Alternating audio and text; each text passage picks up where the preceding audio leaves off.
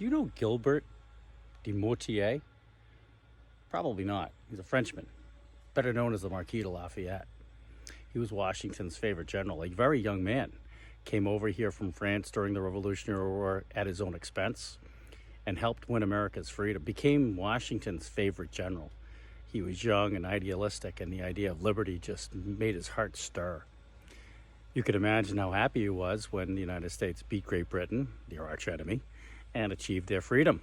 And so the Marquis de Lafayette sailed home, and he was a fairly famous guy when he got home too. However, interestingly enough, in 1824, on September the 1st, Lafayette came back to the United States. But why? Well, join me in a couple of minutes and I'll tell you why. By 1817, the fifth president of the United States, James Monroe, recognized that the country was changing a lot. In some ways, not in the best ways. This country was going through a lot of sectionalism. The North and the South were becoming quite different in their economies and their outlook in society.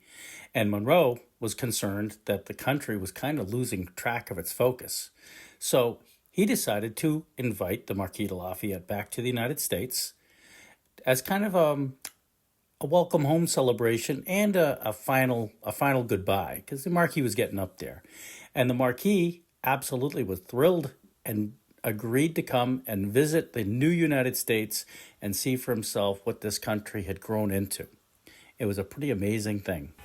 General Lafayette arrived in New Hampshire in Hampton Falls on September the 1st, 1824.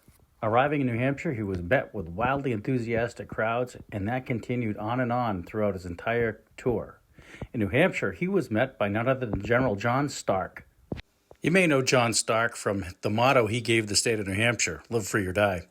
Anyway, he brought him all the way to Portsmouth, and later that night in Portsmouth, a huge banquet was held for Lafayette in his honor, and a major cabaret sang an ode to Lafayette, which included the very first reference to New Hampshire being called the Granite State, the very first time that ever happened. Lafayette's tour of the United States took about a year. He returned home, and 10 years later, in 1834, he died at the age of 76. He's buried in France, and under him are 3 inches of American soil that he brought back with him, specifically to be buried on top of. Hey, thanks for joining me. Have a great day. Bye.